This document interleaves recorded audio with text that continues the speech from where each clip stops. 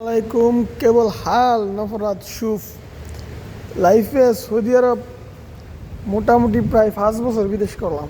মানে সৌদি আরব আছি, কোনো দিন এরকম বৃষ্টি আমি আমার জীবনে দেখিনি। বন্যা হয়ে গেছে, চিন্তা করছেন?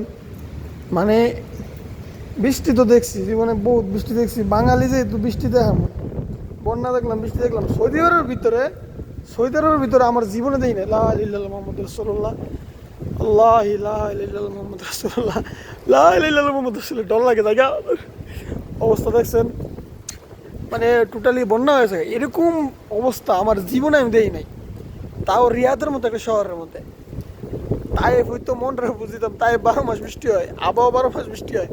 কিন্তু রিয়াদের মতো একটা শহরের মধ্যে কি পরিমাণের বৃষ্টি! আল্লাহ, আল্লাহু আকবার, লা ইলাহা ইল্লাল্লাহ মুহাম্মাদুর রাসূলুল্লাহ। আল্লাহ, ডর লাগে জায়গা, ভিতরে জায়গা দেখছেন কি পরিমাণে বৃষ্টি!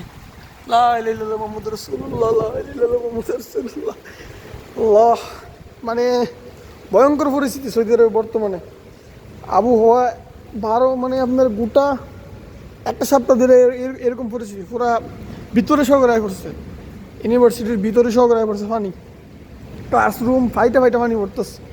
এরকম পরিস্থিতি আমার 5 বছরের বিদেশে আমি জীবনে দেখি নাই, বুঝছেন?